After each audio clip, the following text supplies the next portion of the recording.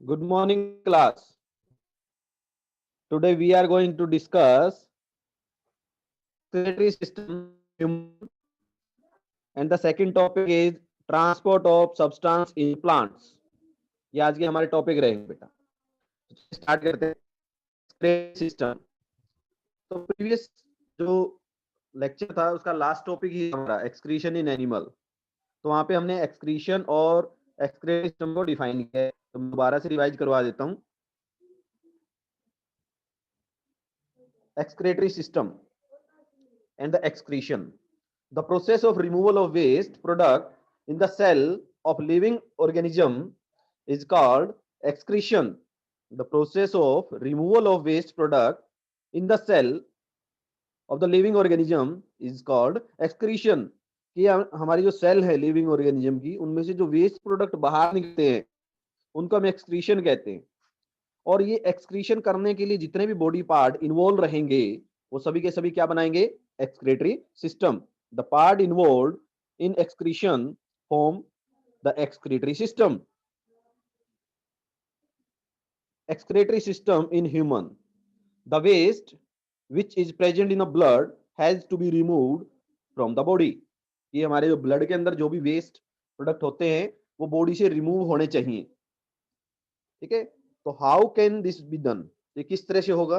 A mechanism to filter the blood is required. तो इसके लिए एक ऐसा मैकेनिज्म हमारी बॉडी में होना चाहिए जो ब्लड को फिल्टर करे, और फिल्टर करने के बाद उसके अंदर जो भी वेस्ट मटेरियल है, वेस्ट मटेरियल को बॉडी से रिमूव कर दे. तो इस तरह का मैकेनिज्म होना चाहिए. और ये काम कौन करता है? Kidney. This is done by the blood capillary in the kidney. अब देखिए कैपिलरी वर्ड आया है. आर्टरी और वेन तो हमने पढ़ लिया है. आर्टरी और वेन फिर से थिन फाइन ट्यूब में बदल जाते हैं और उन थिन फाइन ट्यूब को हम कैपिलरी कहते हैं. अब किडनी के अंदर जो कैपिलरीज हैं वो फिल्टर का काम करती हैं. It contain both useful and harmful substance. The useful substance are absorbed back into the blood. अब जो यूजफुल सब्सटेंस है ब्लड के अंदर, उनको दोबारा से एब्जॉर्ब करके ब्लड में मिला दिया जाता है. The waste dissolve in water are removed as urine. और यूरिन की फॉर्म में जो वेस्ट है वो बॉडी से बाहर निकल जाते हैं. ये काम कौन करता है? Kidney. From the kidney the urine goes into the urinary bladder. Kidney से जो ब्लड है वो यूरिन है इसमें जाता है यूरिनरी ब्लैडर में.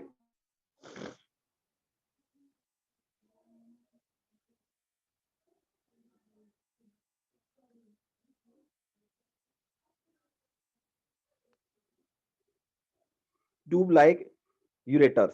ठीक है. और यूरिनरी ब्लैडर से फिर कहां पे जाएगा?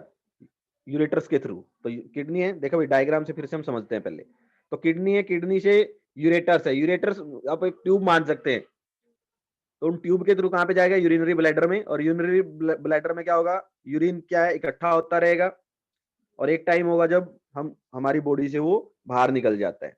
तो it is stored in a bladder and is passed out through the urinary opening at the end of the muscular tube called urethra. और यूरेथ्रा के थ्रू जहां पे यूरिनरी ओपनिंग है उसके थ्रू बॉडी से बाहर निकल जाता है. तो ये डायग्राम बेटा सभी ने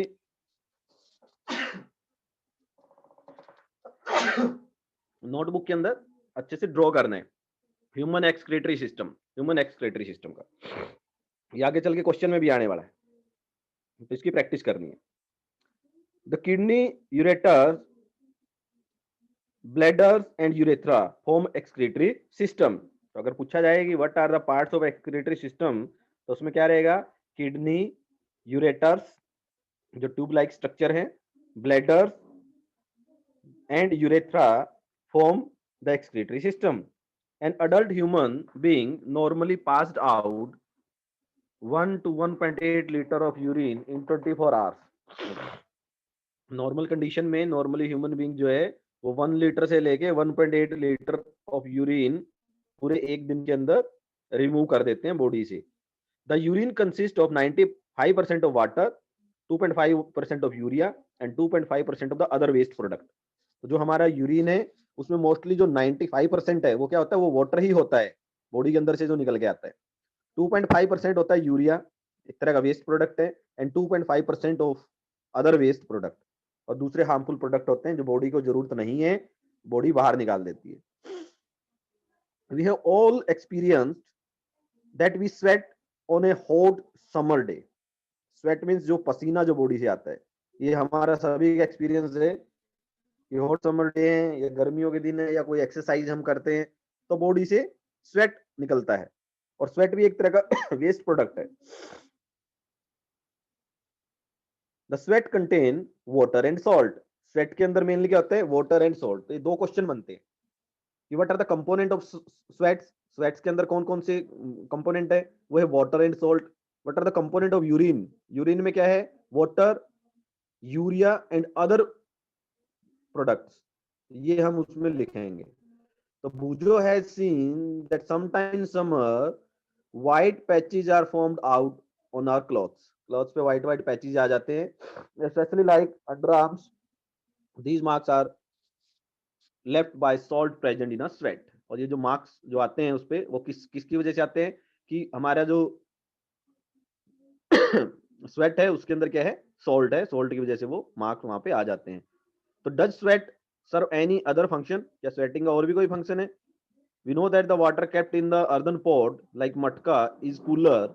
This is because of the water evaporate from the pore of the pot, which causes cooling. तो जहां पे भी इवेपोरेशन होती है वहां पे कूलिंग होती है। तो जब स्वेटिंग हमें होगी और वो स्वेट जो पसीना है हमारी बॉडी से इवेपोरेट होगा, ठीक है, वेपर बन के उड़ जाएगा, तो हमारी बॉडी कूल डाउन हो जाएगी। तो अक्सर आप लोग ऐसे देखते हैं, या आप रनिंग करके आते हैं, या आपको बहुत सारी स्वेटिंग हो रखी होती है, पसीना हो रखा होता है, और पसीना जब सूखता है तो आपको थोड़ी सी ठंड महसूस होती है। उसका रीजन यही है कि जहां पे भी इवेपोरेशन होती है वहीं पे क्या होगी, कूलिंग होगी। ऐसे ही जो हमारे जो गर्मियों में हम अर्दन पॉट होते हैं, मिट्टी के जो मटके होते हैं, उनमें पानी ठंडा रहता है कि उनके अंदर छोटे छोटे टाइनी पोर्स होते हैं जिसके थ्रू वाटर धीरे धीरे इवेपोरेट होता रहता है, और मटके के अंदर जो कूलिंग है वाटर कूल होता रहता है।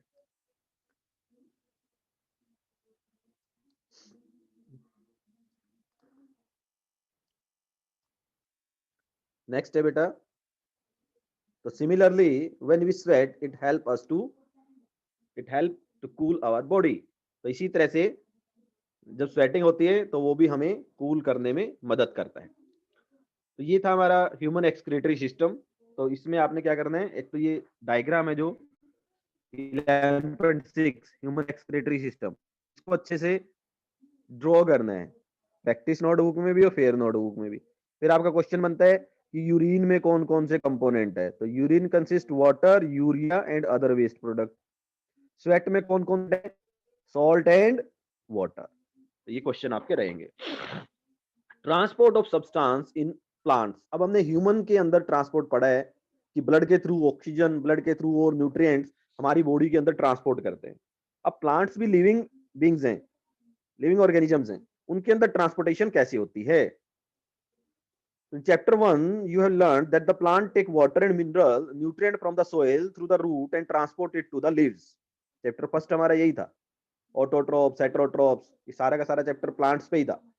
तो क्या होता है कि रूट से जो प्लांट्स हैं वो न्यूट्रिएंट्स, मिनरल्स, वाटर, इनको क्या करते हैं, एब्जॉर्ब करते हैं, और पूरे जो प्लांट्स है उसके अंदर उसको ट्रांसपोर्ट कर देते हैं, चाहे लीव्स हैं, चाहे स्टेम है, चाहे ब्रांचेज हैं, वहां तक उनको ट्रांसपोर्ट करते हैं।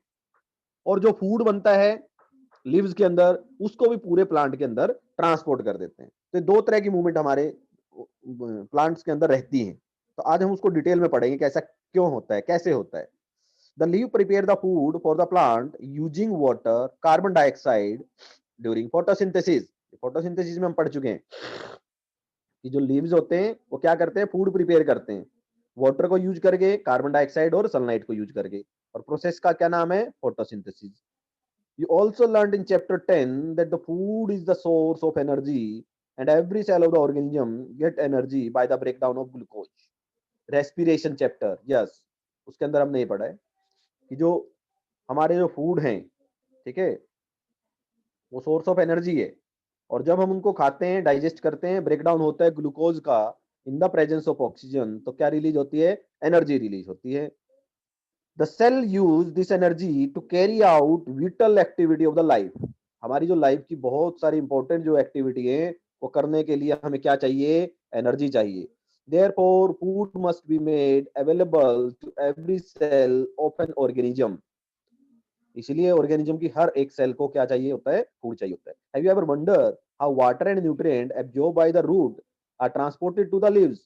क्वेश्चन बन जाता है कि क्या कभी ऐसा सोचा है कि न्यूट्रिएंट्स और वाटर को एब्जॉर्ब करके रूट के थ्रू कैसे ट्रांसपोर्ट करते हैं लीव्स तक, ऐसा उनके अंदर क्या है। हमारी बॉडी के अंदर तो हमने पढ़ लिया है क्या होता है भाई, हमारा ब्लड वेसल्स होते हैं, blood vessels, artery, capillaries, when, जिसके थ्रू ब्लड मूव करता रहता है पूरी बॉडी की हर एक सेल तक। अब प्लांट के अंदर भी क्या ऐसी सेल होती, ब्लड वेसल होते हैं भाई? ब्लड वेसल तो नहीं होते, लेकिन ऐसे ही पाइप लाइक स्ट्रक्चर जरूर होते हैं जिनके अंदर से वाटर, न्यूट्रिएंट्स, मिनरल्स, ये क्या करते रहते हैं, ये ट्रांसपोर्ट होते रहते हैं। फूड जो प्रिपेयर किया है वो भी ट्रांसपोर्ट होगा। अब उनको क्या नेमिंग देंगे अभी हम पढ़ेंगे इसको। तो how is the food prepared by the leaf carried to the part which can not make food. Plant का जो पार्ट फूड नहीं बना सकता, तो उस पार्ट तक फूड कैसे पहुंचता है, क्योंकि फूड तो कहां पे प्रिपेयर होता है, लीव्स के अंदर, लेकिन हर एक पार्ट में कैसे ट्रांसपोर्ट होता है। दो तरह की ट्रांसपोर्टेशन हम पढ़ेंगे। तो transport of water and minerals, तो पहले पढ़ते हैं वाटर और मिनरल कैसे ट्रांसपोर्ट होते हैं। Plant absorb water and mineral by the roots. Roots के थ्रू क्या करते हैं प्लांट्स, वाटर और मिनरल को एब्जॉर्ब करते हैं। The root have root hairs. Root के अंदर भी बिल्कुल फाइन, पतले, बिल्कुल थिन स्ट्रक्चर होते हैं, जैसे हमारे हेयर हैं वैसे ही, तो उसको हम रूट हेयर बोलते हैं। तो ये रूट हेयर एब्जॉर्ब करते हैं किसको, वाटर और मिनरल्स को। और इनके पास the root hair increase the surface area of the root for the absorption of water and mineral dissolve in the water। अब सोइल के अंदर जो वाटर है, वाटर में मिनरल्स हैं, न्यूट्रिएंट्स हैं, वो एब्जॉर्ब रहते हैं। और इनको कौन एब्जॉर्ब करते हैं, रूट हेयर्स। क्या करके, उसका सरफेस एरिया को इंक्रीज कर देते हैं, ठीक है, और वाटर और मिनरल्स को एब्जॉर्ब करते हैं root hairs. The root hair is in contact with the water present between the soil particles के कांटेक्ट में रहते हैं और वहीं से वो एब्जॉर्ब करते हैं। Can you guess how water moves from the root to the leaves. कैसे मूव करेगा रूट से लेकर लीव्स तक। What kind of transport system is present in the plant. Plant के अंदर कैसे टाइप का ट्रांसपोर्ट सिस्टम है, किस तरह का ट्रांसपोर्ट सिस्टम है। तो डायग्राम पे देखिए भाई, दो तरह की मूवमेंट दिखा रखी है। एक तो ब्लू कलर की है कि सोइल के अंदर से वाटर, न्यूट्रिएंट्स, मिनरल्स को एब्जॉर्ब करके कहां पे, अपवर्ड मूवमेंट, अपवर्ड यानी कि लीव्स ब्रांच की तरफ। और एक है रेड कलर की downward movement. Downward movement show करती है कि जो फूड प्रिपेयर हुआ है लीव्स के अंदर, वो each and every part of the plants में जाएगा। तो एक है upward movement from root to leaves, और एक है लीव्स टू रूट, लीव से लेके और सारे डिफरेंट पार्ट के अंदर। तो दो तरह की रहेंगी भी हमारे पास, दो तरह की मूवमेंट रहेंगी, upward movement and downward movement. Well, भूजो is right. तो प्लांट्स है पाइप लाइक स्ट्रक्चर। तो प्लांट के अंदर भी क्या होता है, पाइप लाइक स्ट्रक्चर होता है to transport water and mineral from the soil. जिस तरह से हमारी बॉडी के अंदर भी पाइप लाइक स्ट्रक्चर था, और उसको हमने क्या कहा था, ब्लड वेसल्स। क्या कहते हैं हम उनको, ब्लड वेसल्स। तो थ्री टाइप की ब्लड वेसल्स हमने डिस्कस किए। आर्टरीज ऑक्सीजन रिच ब्लड को हार्ट से डिफरेंट बॉडी पार्ट पे लेके जाती हैं। वेन डिफरेंट बॉडी पार्ट से कार्बन डाइऑक्साइड रिच ब्लड को वापस हार्ट की तरफ लेके आती हैं। कैपिलरीज जब टिश्यू और सेल तक जो हमारा ब्लड पहुंचेगा, वो किसके थ्रू पहुंचता है, वो कैपिलरीज के थ्रू पहुंचता है। वेन और आर्टरी बिल्कुल थिन हो जाती हैं, थिन से भी थिन हो जाती हैं, तो वो क्या बन जाती हैं, वो कैपिलरीज बन जाती हैं। तो ये तीन तरह के ब्लड वेसल हमने पढ़े हैं। ऐसे ही वेसल्स किसके अंदर होंगे, प्लांट्स के अंदर होंगे, और उनको हम कहेंगे वेस्कुलर टिश्यू। क्या कहेंगे हम, वेस्कुलर टिश्यू। हमारे अंदर हमने क्या कहा है, ब्लड वेसल्स। प्लांट के केस में उनका नाम देंगे हम vascular tissue. The vessel are made up of special cell performing the vascular tissue. उसको हम क्या कहेंगे, वेस्कुलर टिश्यू। उसको हम वेस्कुलर टिश्यू कहेंगे।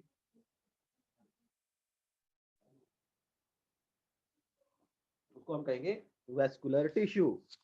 अ tissue is a group of cell that perform specialised function in an organism.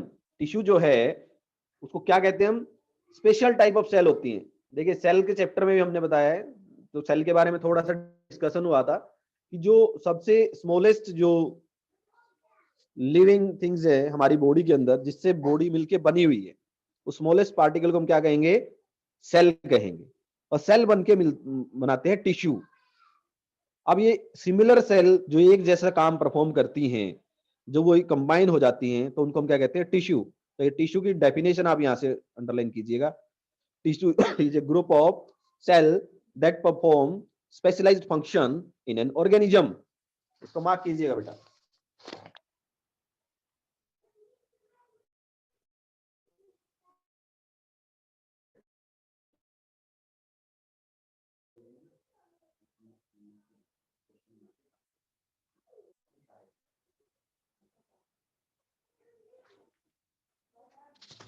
A tissue is a group of cell that perform specialized function in an organism.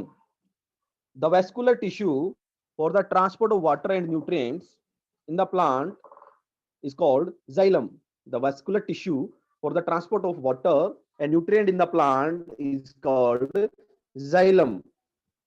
और xylem का काम क्या रहेगा भाई, water और nutrients को root से absorb करके लीव्स की तरफ, ब्रांचेस की तरफ, डिफरेंट पार्ट्स की तरफ वो लेके जाएंगे। यानी कि कौन सी मूवमेंट रहेगी, अपवर्ड मूवमेंट। तो जो डायग्राम में आपने देखा है, ये जो ब्लू कलर की अपवर्ड मूवमेंट थी 11.7 में, तो वो कौन से सिस्टम के थ्रू होगा, कौन से वेस्कुलर टिश्यू के थ्रू होगा, जाइलम के थ्रू। सो जाइलम के लिए आप अंडरलाइन कीजिएगा, the vascular tissue for the transport of water and nutrient in the plant is called xylem. The xylem forms a continuous network of channel that connect root to the leaves. Root को leaves से connect करती हैं through the stem and the branches and thus transport water to the entire plant. इसीलिए पूरे plant के अंदर water, nutrients, absorb mineral को transport करने का काम कौन करते हैं, वो xylem करते हैं। क्यों, कौन करेंगे, xylem. So you know that the leaves synthesize the food. The food has to be transport to all part of the plant. अब जो लीव्स के अंदर जो फूड बना है, क्या वो वहीं पे रहता है, नहीं, उसको पूरे प्लांट के अंदर ट्रांसपोर्ट होना होता है। तो ये किसके थ्रू किया जाएगा, ये एक दूसरे टाइप की टिश्यू है जिसको हम कहेंगे फेलम। तो this is done by the vascular tissue called phloem. Thus xylem and phloem transport substance in a plant. अब क्वेश्चन यही बन गया कि अगर पूछा जाए कि कौन सा हमारा ट्रांसपोर्ट करने का सिस्टम है, उसका नाम क्या है, वो है वेस्कुलर टिश्यू। और इसमें परफॉर्म कौन करते हैं वो रहेंगे जाइलम एंड फेलम। तो फेलम का काम क्या है कि जो फूड प्रिपेयर हुआ है लीव्स के अंदर, उसको पूरी बॉडी जो है प्लांट्स की, उसमें ट्रांसपोर्ट करना है, यानी कि डाउनवर्ड मूवमेंट है। तो दूसरी जो डायग्राम में थी रेड कलर की, जो डाउनवर्ड मूवमेंट थी, वो कौन करेगा, वो करेगा फेलम। कि लीव्स के अंदर फूड प्रिपेयर हो गया, अब उसको पूरी बॉडी के अंदर क्या करना है, हमने ट्रांसपोर्ट करना है प्लांट्स में। तो activity 11.3, we would require a glass tumbler, water, red ink, tender herb, कोई भी हर्ब हम ले सकते हैं, बालसम प्लांट ले सकते हैं, and a blade for this activity. तो pour water to fill 1/3 of the tumbler, ठीक है, जो ग्लास है उसको 1/3 वाटर से हम भरेंगे। Add a few drop of red ink in the water, water के अंदर रेड इंक की कुछ ड्रॉप डाल देंगे। Cut the base of the stem of the herb, कोई भी हर्ब हम ले ले, उसको उसके अंदर प्लेस करते हैं, place it in the glass, observe it next day. ठीक है, बिल्कुल जो डायग्राम में दिखा हुआ है। नेक्स्ट डे में हम देखते हैं कि जो उसकी स्टेम है, स्टेम के अंदर वो इंक भी क्या हो जाती है, थोड़ी सी ऊपर तक ट्रांसपोर्ट हो जाती है, अपवर्ड मूवमेंट होती है। तो ये अपवर्ड मूवमेंट हम किसके लिए दिखा रहे हैं, ये किसकी वजह से हुई, ये जाइलम की वजह से हुई। ठीक है, तो स्टेम के अंदर कौन से टिश्यू है हमारे पास, जाइलम टिश्यू है, जो वाटर मिनरल को एब्जॉर्ब करके ऊपर की तरफ लेके जाते हैं प्लांट्स के अंदर। Does any part of the herb appear red, if yes how do you think the colour reach there, कैसे वो वहां पे पहुंचा है। You can cut the stem across and look for the red colour inside the stem, stem के अंदर red colour हमें दिखाई देगा। From this activity we see that the water move up the stem. तो इस सिंपल एक्टिविटी से क्या पता लगा हमें, जो वाटर है वो अपवर्ड जाता है, in other word stem conducts water, तो हम कह सकते हैं जो स्टेम है वो वाटर को कंडक्ट करती हैं। Just like the red ink, minerals dissolve in the water also move up the stem.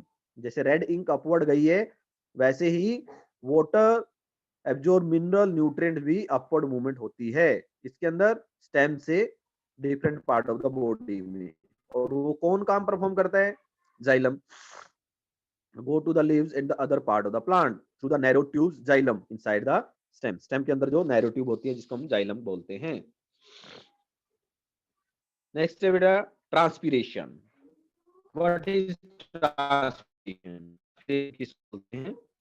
Transpiration, transpiration class 6 में भी आया था कि लीव्स के थ्रू वाटर जो है वो वाटर वेपर्स में कन्वर्ट हो जाते हैं, वाटर वेपर्स में कन्वर्ट हो जाते हैं, और उस प्रोसेस को हम क्या कहते हैं? ट्रांसपीरेशन। ठीक है, ये ट्रांसपीरेशन प्रोसेस भी होता रहता है। तो you have learned that the plants release a lot of water by the process of transpiration। plants leave के थ्रू वाटर को रिलीज करते रहते हैं और उस प्रोसेस को हम कहते हैं transpiration. Plants absorb mineral nutrients and water from the soil. Plants जो हैं किसको एब्जॉर्ब करते हैं? मिनरल्स को, न्यूट्रिएंट्स को, वाटर को फ्रॉम द सोइल, सोइल के अंदर से। Not all the water absorbed is utilized by the plant. जो वाटर जो एब्जॉर्ब किया है वो सारा का सारा यूटिलाइज नहीं होता। The water evaporate through the stomata present on the surface of leaves by the process of transpiration। तो स्टोमेटा क्या हुआ भाई? स्टोमेटा होता है लीव्स के अंदर टाइनी पोर। ये फोटोसिंथेसिस जब हमने किया फर्स्ट सेकंड चैप्टर में तभी भी आया था। लीव्स के अंदर टाइनी पोर होते हैं जिनको हम स्टोमेटा कहते हैं, उसके थ्रू एक्सचेंज ऑफ गैसेज होते रहते हैं, यानी कि वाटर ऑक्सीजन प्लांट से बाहर रिलीज होते रहते हैं और स्टोमेटा के थ्रू ही कार्बन डाइऑक्साइड लीव्स के अंदर एंटर होता रहता है। The evaporation of water from the leaves generate a suction pull, the same that you produce when you suck water through the straw. बिल्कुल ऐसा ही होता है जैसे आप फ्रूटी पीते हैं ना स्ट्रॉ के थ्रू और उसको अपनी तरफ खींचते हैं, तो वहां से क्या होता है? एक सक्शन पुल जनरेट होता है। The evaporation of water from leaves generate suction pull, same that you produce when you suck water through the straw, which can pull water to great height in a tall tree। और यही जो suction पुल है क्या करते हैं? जो soil के अंदर वाटर होता है, मिनरल्स होते हैं, उनको टॉल ट्री में पूरी हाइट तक लेके जाते हैं। अपवर्ड मूवमेंट होता है वो किसकी वजह से? ड्यू टू दिस सक्शन पुल। और ये किसकी वजह से होगा? इवेपोरेशन की वजह से होगा। Transpiration also cools the plant, और दूसरा फंक्शन जो है वो प्लांट को कूल डाउन करने में हेल्प करती है। तो ये हमारा चैप्टर है बेटा। ठीक है जी, एक बार फिर से मैं इसकी क्विक रिवीजन करवा देता हूं आपको। जो जो टॉपिक आज हमने किए हैं, हमारा फर्स्ट जो टॉपिक रहा है that is excretion in animal. Animal के अंदर एक्सक्रीशन कैसे होता है? ठीक है, एक्सक्रीशन किसको कहते हैं? जो हमारी बॉडी के अंदर वेस्ट प्रोडक्ट है, लिविंग सेल के अंदर जो वेस्ट प्रोडक्ट है उसको रिमूव आउट करना क्या कहलाएगा? एक्सक्रीशन। एक्सक्रीटरी सिस्टम क्या होगा? जो उसके अंदर पार्ट इन्वॉल्व होंगे एक्सक्रीशन के अंदर उसको हम क्या कहेंगे? Excretory system. उसको हम एक्सक्रीटरी सिस्टम कहेंगे। अब ह्यूमन के अंदर एक्सक्रीशन किसके थ्रू होता है? That is done with the help of kidney. Kidney की हेल्प से हम करते हैं। किडनी के अंदर ब्लड कैपिलरीज होती हैं जो ब्लड को फिल्टर करने का काम करती हैं। हार्मफुल वेस्ट को तो बॉडी से बाहर निकाल देती हैं और यूजफुल को एब्जॉर्ब करके वापस से ब्लड में मिक्स कर देते हैं। The waste dissolve in water are removed as urine, urine के फॉर्म में। ठीक है, और kidney the urine goes into the urinary bladder, urinary bladder में जाएगा और किसके थ्रू जाएगा भाई? यूरेटर्स के थ्रू जाएगा। डायग्राम की हेल्प से हम समझाते हैं। किडनी ने क्या किया? फिल्टर किया। फिल्टर करने के बाद ब्लड में के अंदर एब्जॉर्ब न्यूट्रिएंट्स मतलब यूजफुल प्रोडक्ट को दोबारा से ब्लड में मिला दिया, हार्मफुल प्रोडक्ट को यूरेटर के थ्रू भेज दिया यूरिनरी ब्लैडर में। अब यूरिनरी ब्लैडर में यूरिन इकट्ठा होता रहेगा और एक टाइम आएगा जब यूरेथ्रा और यूरिनरी ओपनिंग के थ्रू बॉडी से रिमूव हो जाएगा। तो ये फंक्शन रहता है हमारी बॉडी के अंदर। अब नेक्स्ट क्वेश्चन बनता है कि नॉर्मली ह्यूमन बीइंग कितना यूरिन पास करते हैं इन ए डे, इन 24 आवर्स? तो वो है 1 से लेके 1.8 लीटर तक। नेक्स्ट क्वेश्चन, यूरिन के अंदर कौन कौन से कंपोनेंट है? Urine consist 95% water, 2.5% urea and 2.5% other waste product. तो we have all experience that the sweat, अब स्वेट आ गया दूसरा भाई हमारा। स्वेट के अंदर कौन कौन से होते हैं कंपोनेंट? उसमें होता है वाटर एंड सॉल्ट, तो मेनली वाटर एंड सॉल्ट, तो ये होगा। अब स्वेटिंग से क्या होगा? बॉडी कूल डाउन भी होती है। क्यों? क्योंकि इवेपोरेशन होती है, और जहां पे इवेपोरेशन होगी बॉडी क्या होगी? कूल डाउन होगी। नेक्स्ट है transport of substance in plant, plant के अंदर किस तरह से ट्रांसपोर्ट करते हैं? तो transport of water and minerals, water और मिनरल क्या करते हैं? ट्रांसपोर्ट होंगे। तो दो तरह की मूवमेंट रहेंगी भाई, एक होगी upward movement, look at the diagram, blue arrow के थ्रू दिखाया हुआ है अपवर्ड मूवमेंट, रेड एरो से डाउनवर्ड मूवमेंट। जो अपवर्ड मूवमेंट है वाटर और मिनरल्स रूट से एब्जॉर्ब करके भेजे जाएंगे लीव्स तक, ब्रांच तक, स्टेम स्टेम के थ्रू। तो वो जो मूवमेंट होगी वो होगी जाइलम वेसल के थ्रू। किसके थ्रू? जाइलम के थ्रू। तो दो तरह के टिश्यू हैं प्लांट्स के अंदर, एक का नाम है जाइलम, दूसरे का नाम है फेलम। तो जाइलम क्या करेगा? वाटर न्यूट्रिएंट्स को एब्जॉर्ब करके डिफरेंट बॉडी पार्ट तक पहुंचाएगा। सेकंड टाइप की जो टिश्यू है that are the phloem, phloem क्या करेंगी? लीव्स के अंदर जो फूड प्रिपेयर हुआ है अब उसको डिफरेंट बॉडी पार्ट में ट्रांसपोर्ट करना है, यानी कि डाउनवर्ड मूवमेंट है। That downward movement is done by vascular tissue known as phloem, phloem के थ्रू उसको हम करेंगे। तो दो तरह की हैं भाई हमारे पास। तो वेस्कुलर टिश्यू कौन सी होंगी? स्पेशल सेल मिलके क्या बनाती है? टिश्यू बनाती है, वो टिश्यू हम उसको बोलते हैं। प्लांट के अंदर दो टाइप के टिश्यू हैं, जाइलम एंड फेलम। नेक्स्ट है ट्रांसपीरेशन। ट्रांसपीरेशन क्या था? कि वाटर जो है लीव्स के थ्रू इवेपोरेट होता रहता है in the form of water vapour, this is known as transpiration. और ट्रांसपीरेशन प्लांट को कूल करती है। ये थे बेटा आज के हमारे टॉपिक। ठीक है बेटा, इनको अच्छे से रीड करके लर्न करना है। जो आईटी हैं इंपॉर्टेंट टर्म उनको फेयर नोटबुक में लिखना है, और आज आपको पीडीएफ मिलेगी क्वेश्चन आंसर की, वो भी आपने फेयर नोटबुक में लिखनी। Have a nice day. Rajan sir, Rajan sir, hello